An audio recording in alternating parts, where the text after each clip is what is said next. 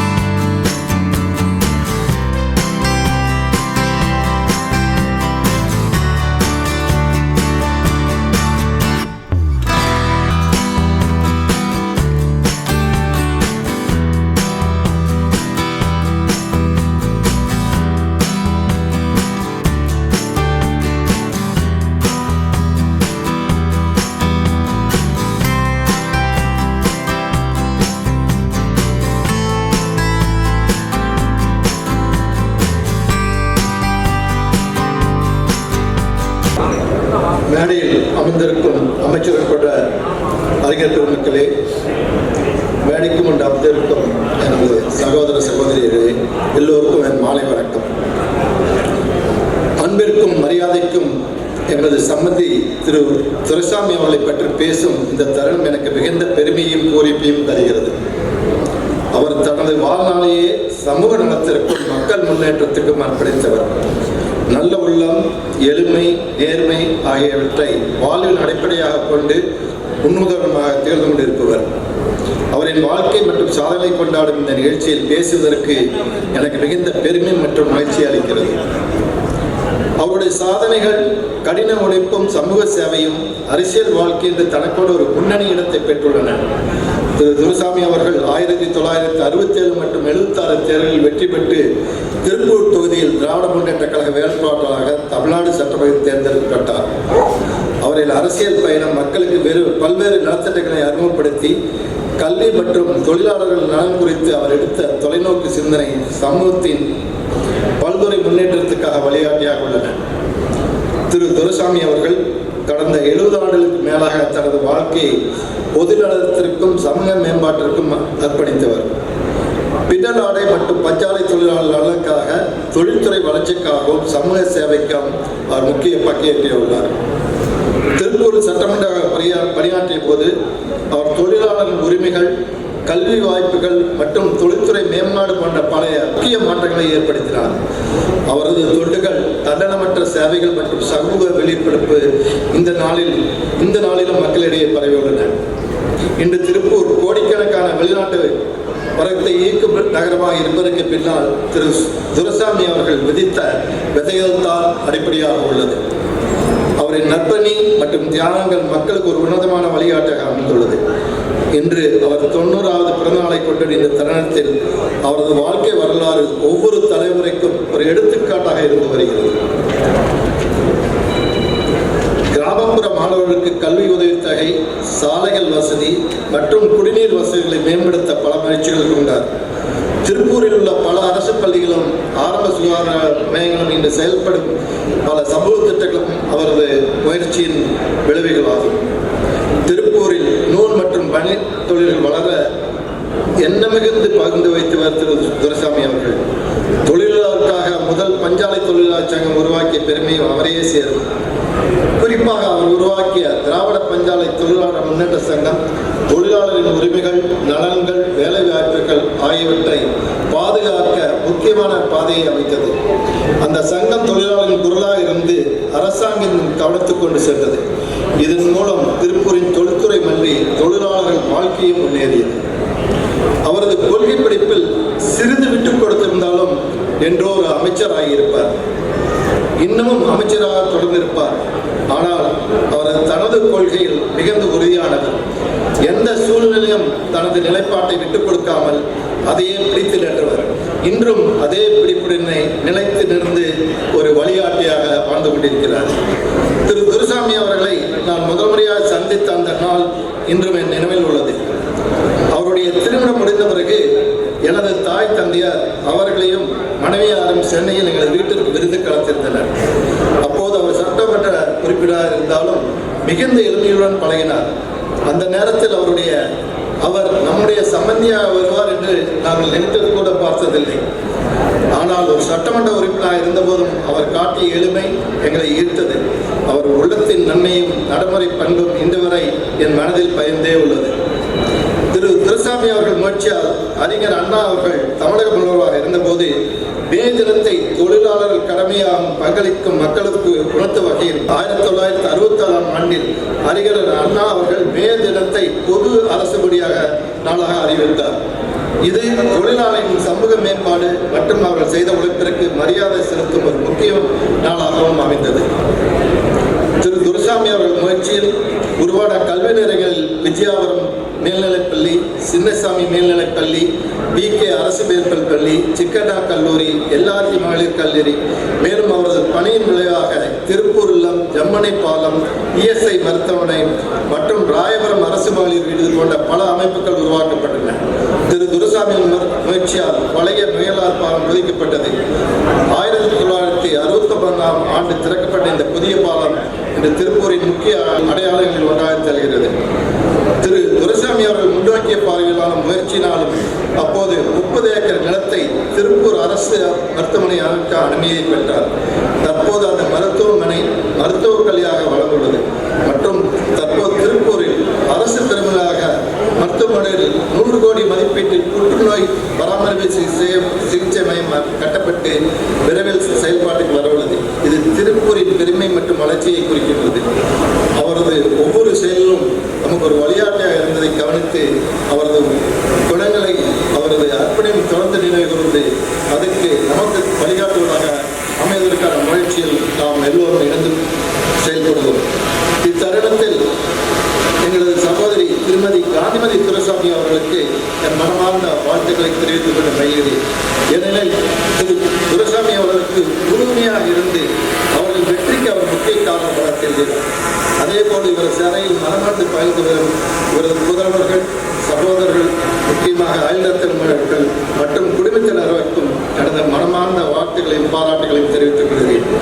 தனது 94 பிறந்த திரு துரைசாமி அவர்களுக்கு இன்னும் பல ஆண்டுகள் நலத்துடனும் மகிழ்ச்சியுடனும் பொதுநல சேவை தொடர இறைவனை பார்க்கிறேன்.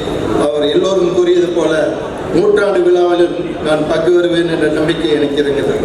முக்கியமாக இந்த அருமையான விழாவை ஏற்பாடு செய்த எனது சகோதரர்கள் செல்வராஜ், K. சுப்பராயன் அவர்களுக்கு உங்கள் எல்லோரும் சார்பாக மனமார்ந்த பாராட்டுகளை தெரிவித்து விடைபெறுகிறேன். நன்றி, வணக்கம்.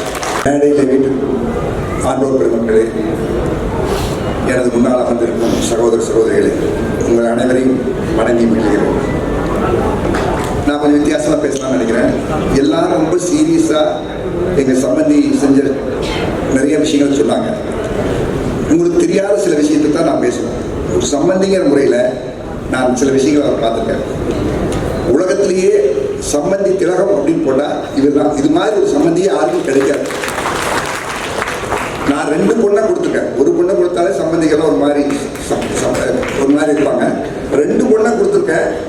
இருந்தாலும் எனக்கு தான் அவர் அதிக மரியாதை கொடுப்பார். அவர் மாப்பிள்ளை கொடுத்த சம்பந்தி மாதிரி நடந்துக்க மாட்டார். 2வது, நிறைய காது குத்து, சீரு, கொட்டை அடிக்கிறதெல்லாம் நாங்கள் பண்ணுவோம். ஒரு கோயிலுக்கு போனால் சில நேரத்தில் 2 மணி நேரம் 3 மணி நேரம் ஆகும்.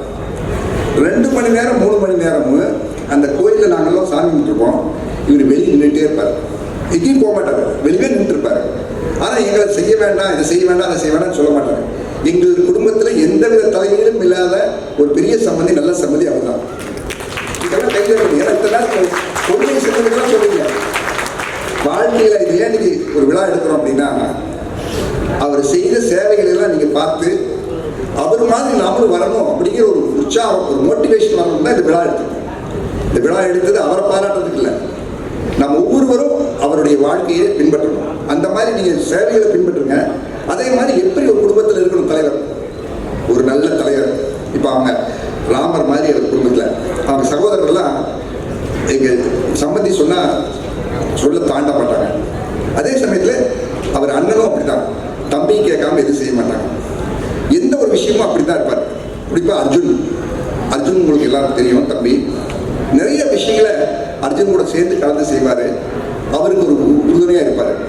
அது மட்டும் இல்லை, இவருடைய பேர குழந்தை, பேத்தி குழந்தைகள்லாம் நீங்கள் பேத்தியெல்லாம் பார்க்கும்போது பார்க்கணும், யார் இவர் அதிகமாக திட்டுறாங்க அப்படின்னா பேரன் பேத்திகள் திட்டுவாங்க, அடிக்கடி சண்டை போடுவாங்க. இவர் சின்ன பையனாட்ட அவங்களுக்கு சண்டை போடுவார். பேத்திகள் கூட சரிசமாக சண்டை போடுவார். நீங்கள் பார்த்தீங்கன்னா ஒரு எம்எல்ஏ, ஒரு நம்ம பிளப்பெரியவர் இப்படி குழந்தைகளோட விளையாடுறாருன்னா அவர் சந்தோஷப்படுற வாழ்க்கையில் அது ஒன்று தான். என்னுடைய பேத்தி நடன அரங்கேற்றம் நடந்த போது ரொம்ப எமோஷனலாகி அழுதுட்டார். ஸோ அவருக்கு குடும்பத்திலேயும் நிறைய அன்பு இருக்கு. அவருடைய லட்சியமே குழந்தைகளோட சந்தோஷம் தான். அது மட்டும் இல்லை, இன்னொரு முக்கியமான விஷயம், அவர் உடல்நலத்தை பற்றி எல்லாரும் சொன்னாங்க. சார் நான் 50 வருஷமா 45 வருஷமா ப்ராக்டிஸ் பண்ணுறேன். எனக்கு கிடைச்ச நல்ல பேஷண்ட் அப்படின்னா நான் சொல்றதெல்லாம் கேட்குற ஒரே பேஷண்ட்டே எங்கள் சம்பந்தி தான். சார் 100 விஷயத்த சொல்லுவோம், நிறைய பேர்கிட்ட செய்ய மாட்டாங்க. இது 101 தான் செய்வார். ஆனால் அதனால கொஞ்சம் சில பிரச்சனைகள்லாம் வரும். எப்படின்னா, ஒன்றும் இல்லை, லேசாக மூக்கிட்ட லேசாக வலிக்குதுன்னு சொன்னாங்க. ராத்திரி 10 மணினாலும் கூப்பிடுவார். ஏங்க ஒன்றும் இல்லைங்க, சும்மா தான் கூப்பிட்டேன் பாரு. என்னத்துக்கு கூப்பிட்டீங்கன்னா, இல்லை மூக்குக்கிட்ட லேசாக புருக்குறாங்க, அதாவது கொசு கடிச்சிருக்குங்க. இல்லை ஒரு மாதிரி இருக்குதுங்க. சரி வாங்க, 10 மணிக்கே பார்த்துக்குவாரு. டெஸ்ட் பண்ணனா உடனே பண்ணிடுவார். காலையில் 4 மணிக்கு எழுந்திரிச்சு எக்ஸசைஸ் பண்ணி தான் மற்ற வேலை செய்வார். நாங்களாம் சொல்லிடுவோம், ஆனால் நாங்கள் செய்யறதில்லை. ஆனால் இன்னைக்கும் தவறாமல் எக்ஸசைஸ் செய்கிற ஒரே என்னுடைய பேஷண்ட் அவர் ஒருத்தர். எல்லா விஷயத்தையும் அப்படிதான் அடிக்கடி செக் பண்ணிக்குவார். அடிக்கடி அவருடைய இதை பிபி பார்த்துக்குவார், மாத்திரைகளை சாப்பிடுவார். குறிப்பாக 4 நாளைக்கு முன்னாடியே மாத்திரை கூப்பிடுவார். ஏன்னா எப்போதுமே மாத்திரை தீர்ந்ததுக்கு அப்புறம் தான் நிறைய பேர் கேட்பாங்க, மாத்திரை எழுதி கொடுங்க. 4 நாளைக்கு தீர்ந்து முன்னாடி கேட்பார், மாத்திரை இருக்கான இன்னும் 4 நாளைக்கு இருக்குதுங்க, பரவாயில்ல நாளைக்கு காலையில் கொடுங்க அப்படின்பாரு. சரி, இது மட்டும் இல்லை, யாருக்காவது அவங்ககிட்ட போய் ஒரு இருமல் போயினாங்க தொழிலாளர்கள், நான் மாட்டிக்கிட்டேன், உடனே எனக்கு கூப்பிடுவார். எனக்கு நான் தெரிஞ்ச ஒரு சொல்கிறாரு, ரொம்ப வேண்டி அவர் சொல்கிற வார்த்தை தான், எனக்கு ரொம்ப வேண்டியதுங்க. 40 வருஷமா என் கூட இருக்காருங்க, 40 வருஷமா இருந்துக்க மாட்டாங்க. அதான் பார்த்துருப்பாரு. அதை என்கிட்ட அனுப்புவார். அனுப்பிச்சு நீங்கள் அந்த பேஷண்ட்டை பார்த்துக்குங்க, ஒரு செக் பண்ணுங்க. அது மட்டும் இல்லை, வெளியே அனுப்பிச்சா கூட, வெளியூரில் அனுப்பிச்சா கூட அதை ஃபாலோ பண்ண சொல்லுவார். ஃபாலோ பண்ண சொல்லி இன்னொன்று சொல்லுவார், முடிஞ்ச அளவுக்கு டாக்டர் பக்கத்தை வச்சோம், டாக்டர் பழனிசாமியை அனுப்பிச்சோம்னா தயவுசெய்து ஃபோன் பண்ணி அவனுக்கு இலவசமாக வைத்தியம் செய்ய சொல்லுங்க. நான் வைத்தியம் இலவசமாக செய்யணும், அவரே இலவசமாக வைத்தியம் செய்ய சொல்லுவார். அந்த மாதிரி எல்லாருடைய அன்பை பெற்றவர். நீங்கள் பாருங்கள், இது தானாக சேர்ந்த கூட்டம், யாருக்கும் கூப்பிடல, தானாக சேர்ந்த கூட்டம். அதுக்கு கைதட்டுங்க, தானாக சேர்ந்த கூட்டம் இல்லை, கைதட்டுங்க. நீங்கள் பாருங்கள், எத்தனை தலைவர்கள், எல்லா கட்சியும், அதுலேயும் கொல்லி சட்டமன்ற உறுப்பினர், முன்னாள் சட்டமன்ற உறுப்பினர், முன்னாள் மாவட்ட உறுப்பினர் எல்லாரும் சேர்ந்து செய்கிறாங்கன்னா, அத்தனை தொழிற்சங்கம் சேர்ந்துருக்குன்னா உண்மையிலேயே ரொம்ப ரொம்ப மகிழ்ச்சி. கோயம்புத்தூரில் இந்த ஃபங்க்ஷன் நடக்கும்போது நான் போயிருந்தேன். அந்த ஃபங்க்ஷனில் பார்த்தேன், கிட்டத்தட்ட ஒரு 500 பேர் வந்தாங்க. 500 பேரும் ஏழை எளிய தொழிலாளர் கூட ஒரு ஷால்வை, ஒரு பூ கொடுத்து அவங்களோட ஆசீர்வாதம். அத்தனை பேரோட அன்பையும் பெற்றவர் அவர். தொழிலாளர்களையும் சரி, அன்பர்களையும் சரி பெற்றிருக்காரு. இதெல்லாம் பார்க்கும்போது எனக்கு உண்மையிலேயே ரொம்ப ரொம்ப மகிழ்ச்சி. நான் முற்பாலில் செய்த ஒரு புண்ணியம் தான் எனக்கு இந்த சம்மந்தியாக கிடைச்சது. இவருடைய வாழ்க்கை வந்து ரொம்ப நல்லது.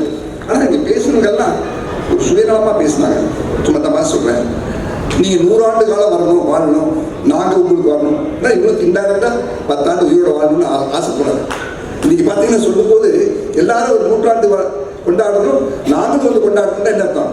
அவர் இருக்கும்போது இன்னும் 10 வருஷம் இருக்கு, 90 வருஷம், 10 வருஷம் நாங்கள் உயிரோடு இருப்போங்கிற ஒரு நம்பிக்கையை வளர்த்துருக்காங்க அவங்களே. இவங்களை பார்த்து அருமை சகோதர சகோதரிகளே, மாண்புமிகு நீதிபதி அவர்கள் சென்னைக்கு போகணும், அதனால் என்கிட்ட சொன்னார், நீங்கள் அதிகமாக பேசுவீங்கன்னு சொன்னார். சரி, நான் அதிகமாக பேசுவேன்னு சொன்னார். அதிகம் பேச விரும்பல, ஏன்னா அவர் ஊருக்கு போகணும், அதுக்கு அவர் நிற்க வச்சு தான் அவர் என்னை கூப்பிட்டுருக்காரு. இல்லைன்னா நிறைய விஷயங்களை பற்றி சொல்லணும், உங்களுக்கு தெரியாத பல விஷயங்கள் நான் சொல்லணும். ஆனாலும் ஒரே ஒரு விஷயம் மட்டும் சொல்கிறேன், நீங்கள் வந்திருக்கீங்க இத்தனை பேர், இவர் என்னென்ன செஞ்சாருங்கிறத விட நாம் இவர்கிட்ட என்ன பாடம் கற்றுக்கிட்டோம், என்ன நம்ம வாழ்க்கையில் ஏற்பாடு செய்யலாங்கிறது ரொம்ப முக்கியம்.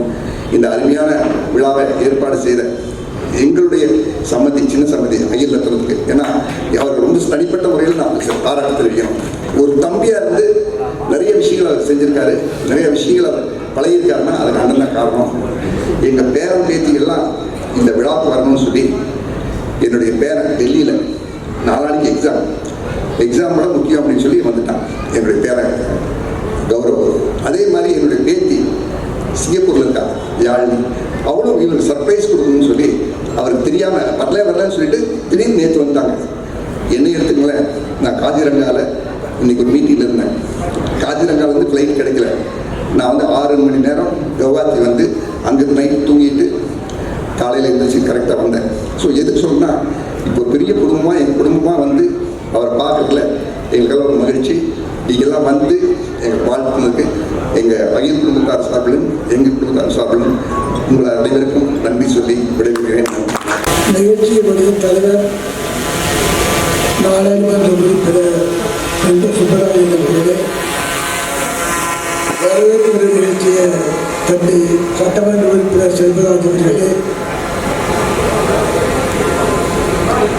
இங்கே வாழ்த்து வந்திருக்கின்ற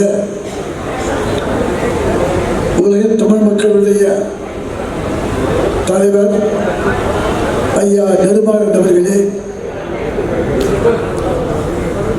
நீதியரசர் அவர்கள் விமானத்திற்கு செல்ல வேண்டிய காரணத்தினால் அவர்கள் புறப்பட்டு சென்று விட்டார்கள். இங்கே பங்கெடுத்துக் கொண்டிருக்கின்ற மாநகராட்சியுடைய மேயர் அவர்களே, என்னை வாழ்த்திய எங்களுடைய சம்பந்தி டாக்டர் சக்திவேல் அவர்களே, எங்கள் உறவினர் சோழ அப்புக்குட்டி அவர்களே, இங்கே உரையாற்றிய காங்கிரஸ் கட்சியுடைய தலைவர் கிருஷ்ணன் அவர்களே, மார்க்சிஸ்ட் கம்யூனிஸ்ட் கட்சியுடைய தலைவர் காமராஜ் அவர்களே, இங்கே நிகழ்ச்சியை பங்கெடுத்துக் கொண்டிருக்கின்ற பங்கெடுத்து உரையாற்றி விட்டு சென்றிருக்கக்கூடிய பெரியவர்களே, சுமார் ஒரு 10 மாதங்களுக்கு முன்பாக நம்ம சுப்பராயன் அவர்களும் முத்துராமலிங்கரும் என்னை சந்திப்பதற்காக வீட்டுக்கு வந்திருந்தார்கள். அப்பொழுது நாட்டு அரசியல்களை பற்றியெல்லாம் பேசிக்கொண்ட நேரத்தில் பெருகிற அண்ணாவுடைய சில கருத்துக்களையும் நடவடிக்கைகள் பற்றியெல்லாம் நாம் சொல்ல நேரத்தில் இதெல்லாம் இளைஞர்களுக்கு தெரிய வேண்டும் என்று சொன்னால் நீங்கள் அதற்கான முறையில் ஏதாவது ஒரு ஏற்பாட்டை செய்ய வேண்டும் என்று சொன்னார்கள். அந்த சந்தர்ப்பத்தில் நீங்கள் வாழ்க்கை வரலாற்றை எழுத வேண்டும் என்று சொன்னார்கள். நான் என்னுடைய வாழ்க்கை வரலாற்றில் எங்கெங்கே சென்றோடு அதை மட்டும்தான் குறிப்பிட்டிருக்கின்றேன், விவரமாக எழுதவில்லை. இந்த இடத்திலே போய் லேபர் கமிஷனத்திலே போய் நீதிமன்றத்திற்கு சென்று அந்த ஆலையை பேச்சுவதற்குதான் குறிப்பிட்டதை தவிர நான் அதை முறைப்படுத்தவில்லை. அதை முறைப்படுத்துவதற்கான முறையில் நம்முடைய சகோதரர் ரத்தனம் அவர்களும் பால் அவர்களும் பெருமுயற்சி எடுத்துக்கொண்டு சென்றார்கள். என்றாலும் அது இன்னும் முழுவதுவதில்லை. இங்கே கொடுக்கப்பட்டிருக்கிற அந்த புத்தகத்தில் கூட இன்னும் பல்வேறு மாற்றங்கள் செய்ய வேண்டிய ஒரு இருக்கின்ற காரணத்தினால் நிச்சயமாக அவை எல்லாம் மாற்றம் செய்யப்பட்டு உங்களுக்கு கொடுக்கப்படும் என்பதை மட்டும் நான் இங்கே தெரிவித்துக் கொள்ள விரும்புகிறேன். இங்கே அப்பொழுது சொன்னார்கள் உங்களுக்கு பாராட்டு விழா என்று. எதை பொறுத்தவரையில் இங்கே எனக்கு பாராட்டு விழா அல்ல. இங்கே பாராட்டுவதற்கு யார் காரணமாக இருந்தாலும் அவர்களைத்தான் பாராட்ட வேண்டும். இந்த ஊரில் 1967ஆம் ஆண்டுக்கு முன்பு இங்கே இருக்கக்கூடிய மக்கள் கல்லூரி படிக்க வேண்டும் என்று சொன்னால் கோவைக்கு செல்ல வேண்டும் அல்லது திருச்சிக்கோ சென்னைக்கோ செல்ல வேண்டும். யாரால் முடியும்? சாதாரண ஏழை மக்களால் முடியுமா என்று சொன்னால் அந்த அளவிற்கு பொருளாதாரத்தில் நிலை இல்லை. ஆனால் அப்படிப்பட்ட நேரத்தில் இங்கே ஒரு கல்லூரி கொண்டு வருகின்ற முயற்சித்த நேரத்தில் அப்பொழுது அரசாங்கத்தின் நிலைப்பாடு எது என்று சொன்னால், நீங்கள் உங்களுக்கே நான் சொன்னால் சந்தேகமாக இருக்கும், தமிழ்நாடு அரசாங்கத்துடைய மொத்த வரவு செலவு 247 கோடி தான். அதில் 50 கோடி ரூபாய் அந்த கல்விக்கு செலவு செய்தார். அப்பொழுது கல்லூரி வேண்டும் என்று சொன்னால் பொதுமக்கள் மொத்தம் 5 லட்சம் வேண்டும். உயர்நிலைப் பள்ளி வேண்டும் என்றால் பொதுமக்கள் பக்கம் 1 லட்சம் கொடுக்கும். இது கொடுத்தால்தான் கல்லூரியும் உயர்நிலைப் பள்ளியும் வரும். அப்பொழுது 5 லட்சம் ரூபாய் திரட்டுவதற்கு நான் வந்ததற்கு பிற்பாடு அப்பொழுது நம்முடைய மாவட்ட ஆட்சித்தலைவர் அப்ரோஸ் இருந்தார்.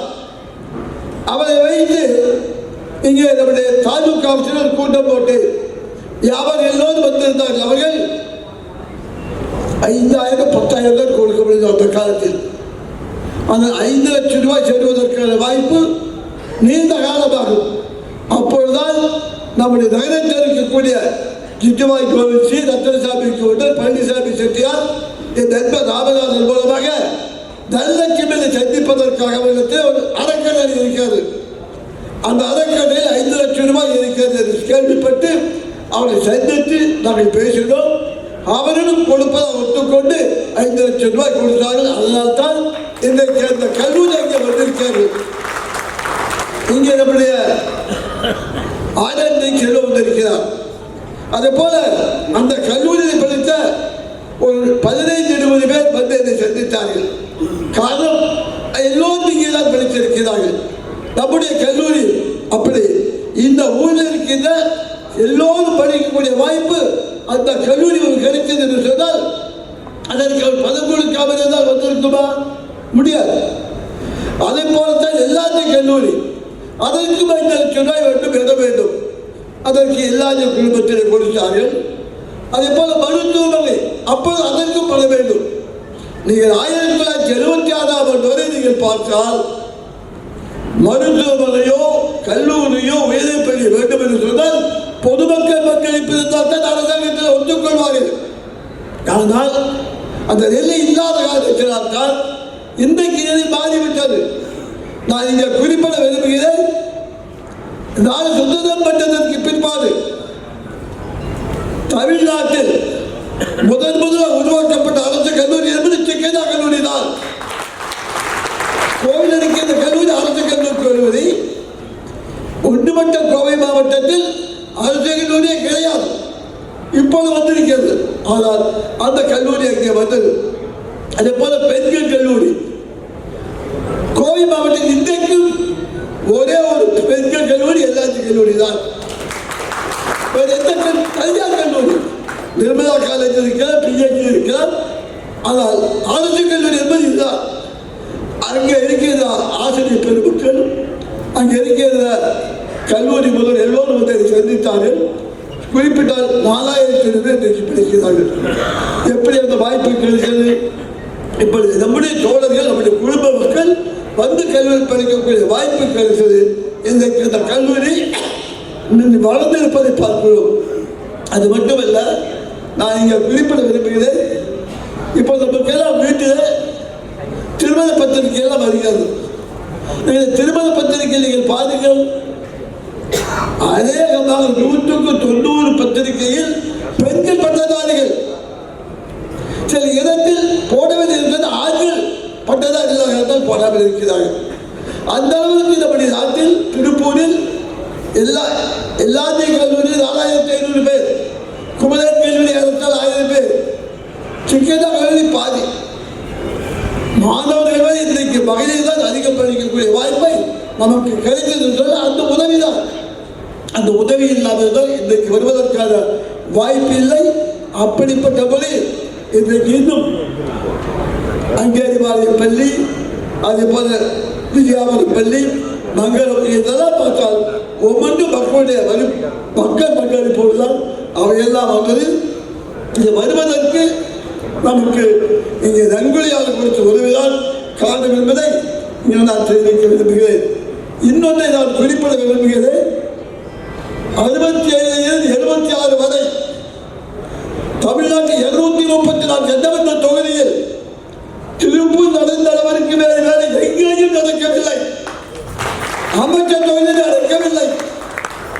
234 தொகுதி இருந்தால் 2 கல்லூரி, மருத்துவமனை, 5 உயர்நிலை பள்ளி, மிகப்பெரிய பாலம் 2, அதுபோக வெளியே 2 பாலம், அங்கேரிவாளையம், ஆற்றுப்பாளையம் பாலம். இவையெல்லாம் கிடைப்பதற்கு நீங்கள் கொடுத்த ஒத்துழைப்பு ஆதரவு தான் காரணம் என்பதை நான் இங்கே தெரிவிக்க விரும்புகிறேன். இங்கே நம்முடைய சந்திர அவர்கள் ஒரு கருத்து சொன்னார். தொழிற்சங்கம் தலைவர்களுக்கு இப்பொழுது முன்னை விட அதிகமான வேலை வேண்டும் என்று சொன்னார். ஆனால் என்னதான் இருந்தாலும் அரசாங்க ஆதரவு இல்லாவிட்டால் எதுவும் செய்ய முடியாது. இன்றைக்கு மத்திய அரசு மாநில சர்க்கார் சரி எது சொல்கிறார்கள்? அந்நிய முதலீடு கொண்டு வருகிறோம் என்று சொல்கிறார்கள். இந்தியாவின் பொருளாதாரத்தை 3வது இடத்தில் உயர்ந்தோம் என்று சொல்கிறார்கள். தமிழ்நாட்டில் ஒரு லட்சம் டாலர் கொண்டு வருவோம் என்று சொல்கிறார். ஆனால் அந்த போடக்கூடிய ஒப்பந்தத்திலே தொழிலாளிக்கு பாதுகாப்பு உண்டா? இங்க இருக்கக்கூடிய சிம்சன் கம்பெனியாக இருந்தாலும் சரி, இங்க இருக்கிற எந்த வெளிநாட்டு தொழிற்சாலை எடுத்துக்கொண்டால் அங்கே வேலை செய்தால் அந்த தொழிலாளி கொடுக்கக்கூடிய சம்பளத்தில் பாதுகாப்பு கொடுப்பது கிடையாது.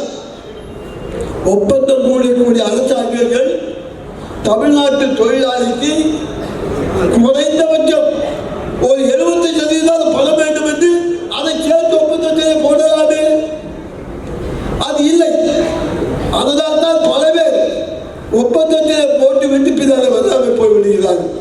இதை செய்வதற்கு காரணம் மத்திய சர்க்கார், மாநில சர்க்கார் 2 பேருக்கும் இந்த பொறுப்பு இருக்கிறது.